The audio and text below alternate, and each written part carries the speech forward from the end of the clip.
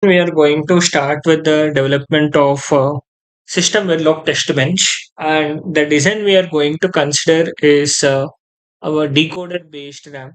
Okay, so first, what I'm going to do is I'm going to discuss about the design and all. Before that, let us first understand what is a SystemVerilog Testbench and how it is from your normal Verilog Testbench, and what is that you're going to have in your SystemVerilog Testbench, and what is the process you're going to use for building a SystemVerilog Testbench. This concepts we will learn, and we will also see about the threads like fork join, non-fork join, any, and we will also look into like the events. We will have like what do you mean by events in SystemVerilog, and after that we will see how to build your SystemVerilog test bench, and followed by we have something known as functional coverage and code coverage. We are going to understand what do you mean by functional coverage and what do you mean by what do you mean by code coverage.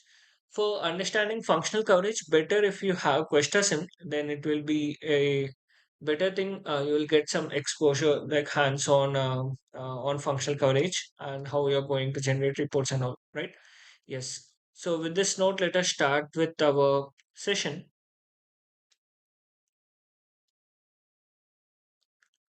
So coming to my system Verilog test bench. So before going to develop any particular system Verilog test bench, you are going to have something known as verification plan.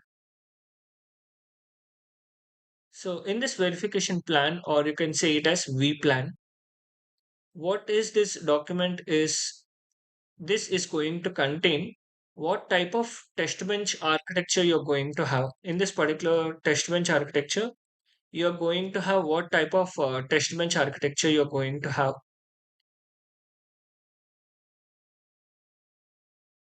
and you're going to have what type of test cases you're going to include,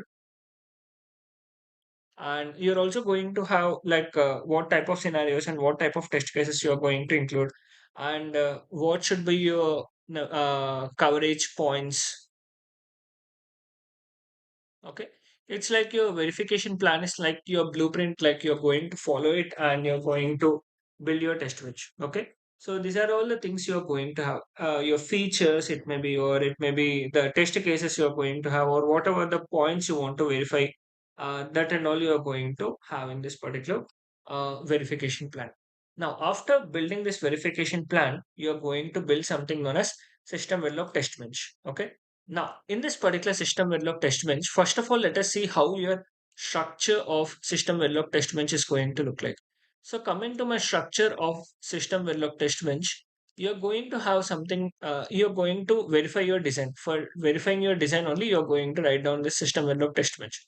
So, this is nothing but your design under test. It may be any particular design, it may be an IP or it may be a protocol or something, right? Now, this particular design underscore test, you're going to develop something known as your system Verilog test bench. Now, here you're going to have the very first thing, which is nothing but test. In this test class, you're going to write down all the particular test cases or all the particular scenarios you're going to write down. For example, if you're going to have, in our example, our design is a RAM. Okay. Let's say it is some simple 16 cross 8 RAM with 16 number of locations and 8 number of width. 8 is the width of each particular location, right? Now, what is your purpose? Your purpose is to verify this RAM all the 16 number of locations, whether you are able to verifying all the locations or not, and whether you are able to write into all the locations or whether you are able to read into all the locations, and all the features you're going to check for this particular design. Okay. So for this particular design, whatever the features you wanted to test, okay, so that particular all the features or all the particular test cases will be written over here.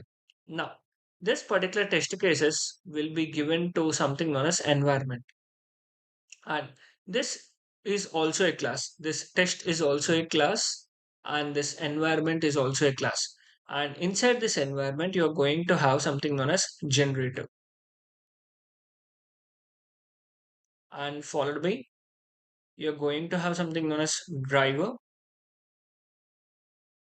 monitor,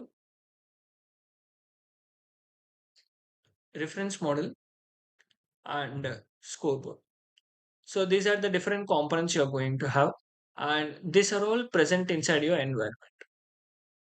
And please note that these are all not child classes, these are all subclasses. Okay.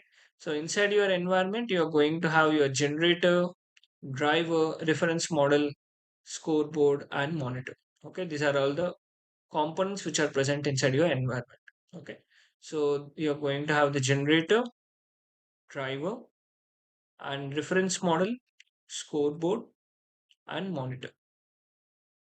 And this driver will be connected to this design, and this monitor will also be connected to my design. And driver is also connected way to this generator, and from this monitor you're going to give the data to my reference model, and from this reference model the data will be given to the scope. Okay. And also the driver is also going to be connected to this my reference model, or else you can directly connect it from the scoreboard. uh, and also there will be sometimes connections between your monitor and scoreboard. And what do you mean by these connections and how I am connecting it? It's not a we will discuss like why are we connecting them and what are we doing by connecting them and how we are going to connect them, that we will discuss. But this is the overall test bench architecture you're going to look like. Okay, this is what we are going to learn, and this is what we are going to learn, and this is how we are going to implement. Okay, what is the role of each and everything and why are we having this and all, we'll discuss. Okay, now let's move with from the basic thing. So let's say suppose if I need to if I'm going to have a test scenario in my test class, I'm going to have whatever the feature I want to verify, that particular feature I'm going to write it down inside my test class. Now that feature should be driven into my DUT, right? So that feature will be given to my environment, and from the environment that feature will be given to the generator. Okay. Now here we are going to have one more thing as our generally this is known as your transaction class object. Transaction object. Okay. So I'm just making you familiar with all the particular terms which we are going to use in our system Verilog. Okay. Yeah. Let us discuss one by one. Now let us take this particular RAM design only. In this particular simple 16 cross 8 RAM, I'm going to have the inputs as clock, reset. Next, I'm going to have write enable, read enable, and write address, read address, and data in and data what I'm going to have. Okay.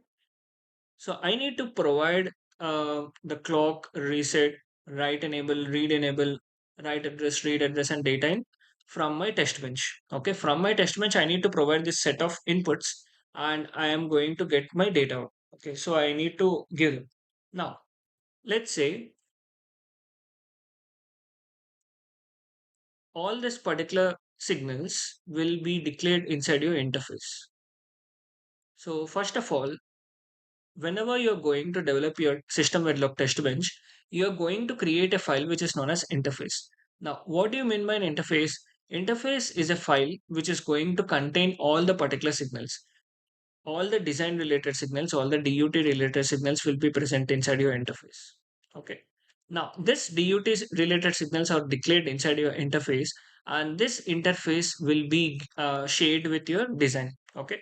So from your top model, you're going to so from your top model in your top model you're going to first of all create the interface instance, create interface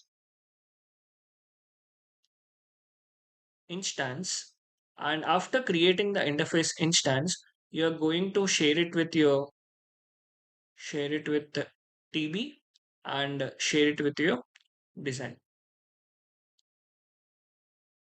Okay, so this is what you're going to do, share it with your TB, or you can also say it as test. Okay. So first of all, you need to create an interface class or interface file, and that interface file is going to contain all the DUT related signals, and that particular DUT related signals you have declared. And inside your top model, this is your top model. Okay, so this is your top model, which is going to contain design instance as well as test bench instance. Top module is a module which is going to combine both my test case, test class, and my DUT, where using the interface. Okay. So inside this top module, you are going to create the interface handle and you're going to create the interface instance and you're going to share it with the TB and you're also going to share it with your design. How you're going to share it, we will discuss in the coding part. But this is what you're going to do. In the top module is a module which you are going to connect with your test bench and your design. Your test bench and the design will be connected inside your top module. Okay. Now, this is the first step which we are going to do is we are going to create the interface and we are going to connect the design and as well as the test bench using the interface. Is it clear, guys? Yes or no? Up to here, is it clear?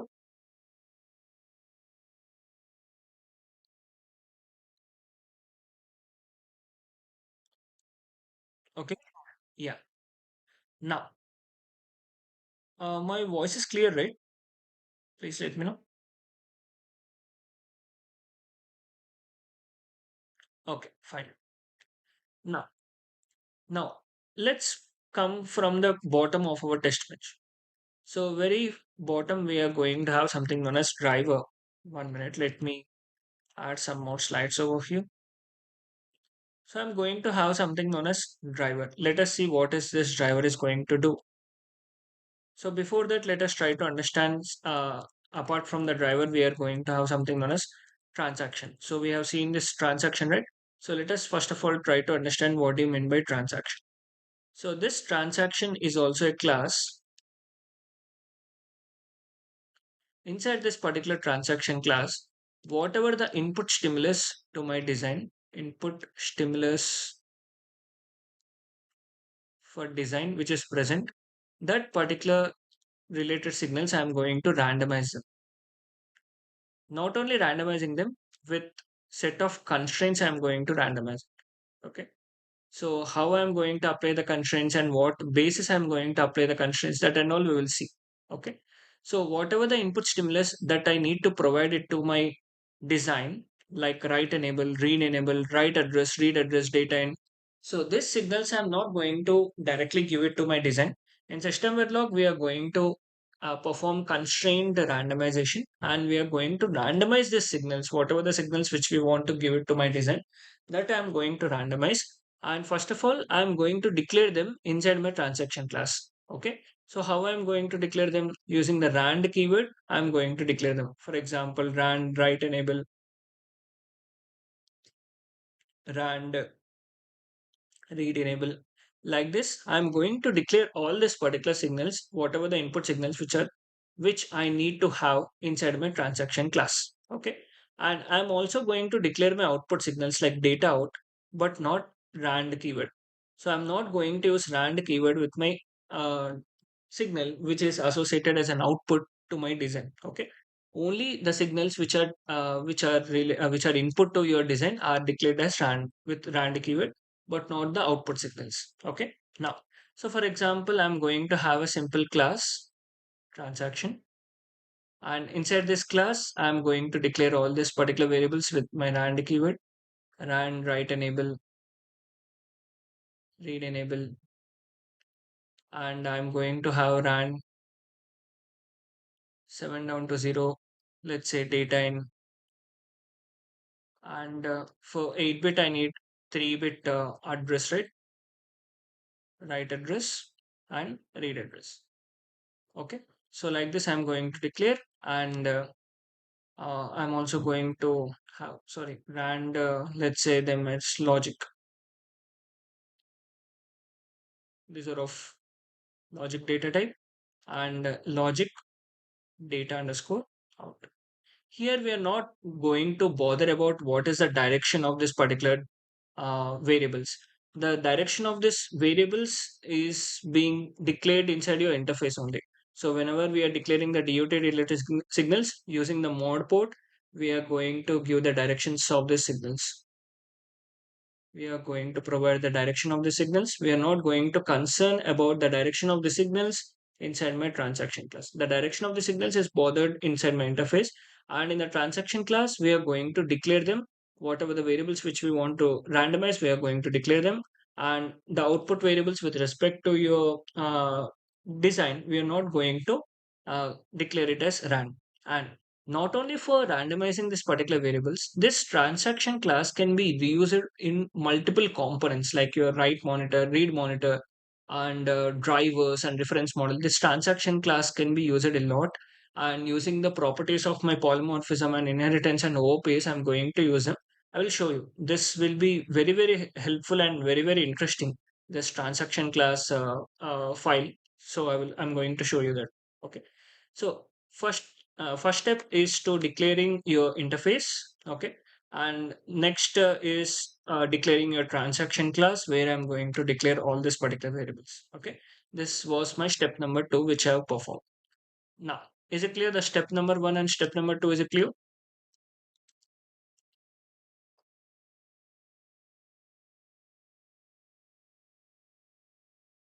Yes, guys, is it clear?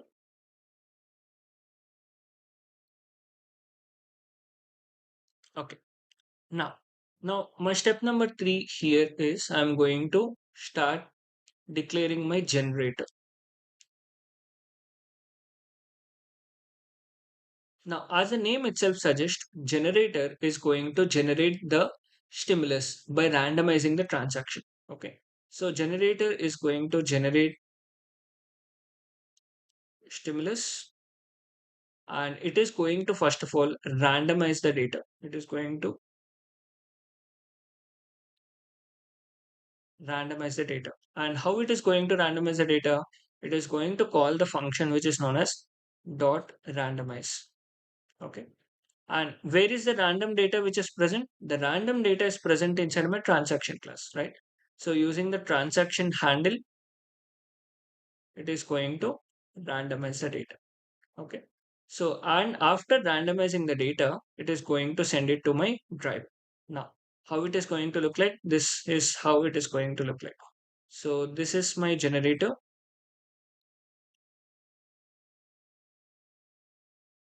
and this is my driver. And driver is connected to the design using the interface. So using the interface, my driver is connected to my design. Now, what is it we are going to do? We are going to have one class, and this class name we have given it as transaction. And what is this class containing? It is containing all the inputs declared with rand keyword and outputs with respect to your design. Okay. So this transaction class is containing inputs which are declared as rand, and inputs in the sense these are inputs to your design, and outputs in the sense these are output to your design. Inputs are declared with rand keyword.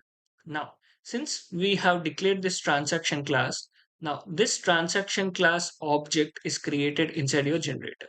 So this transaction class handle, let's say it is tr, and we are going to create the object inside my generator.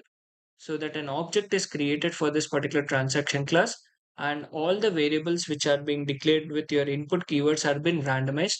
That means, let's say suppose write enable is having the value of 1, and read enable is having the value of 0. Okay. And we are going to have some write address is equal to 3. Like this, we have allocated some random values by randomizing this particular transaction object inside my generator. So generator duty is to randomize this particular variables using the transaction class handle and allocating some values to them, all the properties. So this is what we have seen up to here. Is it clear, guys? Any doubts or any queries in this?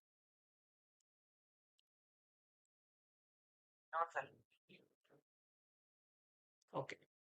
Now, after generator doing this particular process, this particular object which we have created in the generator, this is my transaction object which is present. This is my transaction object which we have created inside my generator. Now, this object which we have created, that I need to send it to my driver. Okay. So the generator class, it is going to send the whole object which is containing all the inputs and outputs. If you carefully observe, the generator is not sending one by one signals, like it is not sending first write enable, next read enable, next write address, read address. No, it is basically binding all the variables inside one object, randomizing them, allocating them some values, and then after it is going to send the entire object to my driver. Okay. So how a generator can send a driver a particular object? This is using a mailbox. So this is where your mailbox will come into picture, where using the mailbox, our generator is going to send the driver whatever the object which we have created in my generator. Okay. So from using this particular mailbox, we have successfully sent our driver a particular object. Now, what is this driver going to do? This is my driver, and driver, after getting this particular object of transaction, and this transaction object is going to have the properties like write enable, read enable, and write address, and read address, and data in. Okay, these properties my transaction object is going to have, and this have some values, some random values it is going to have. Okay. Now this particular object, after driver receiving via the mailbox, what is driver going to do is it is going to fetch all this particular information, and it is going to give it to my interface. So one by one, it is going to fetch one by one information, and it is going to give it to my interface.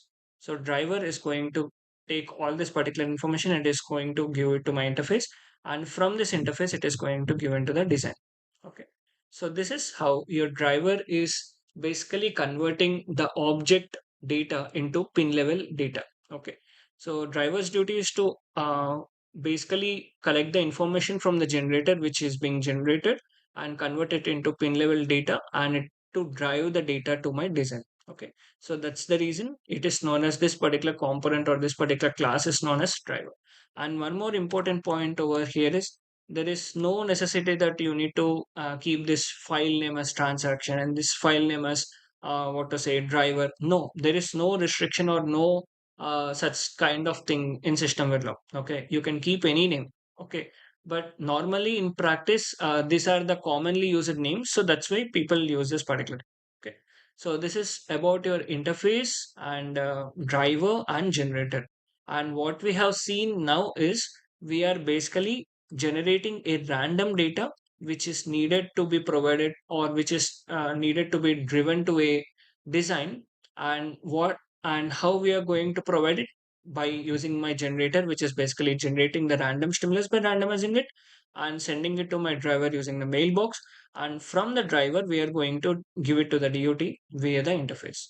Now, as we have learned this particular process, like we have just seen the top level overview of this particular process. In our next session, what are we going to do is we are going to implement this particular process using the coding. Okay, up to this particular process, generator generating the random stimulus and giving it to the driver, and driver giving it to my design. This particular process, it may be any simple particular design we can take, and we will implement it using my system Verilog, so that you will come to know how exactly and how we are basically how we are performing this particular process. Okay.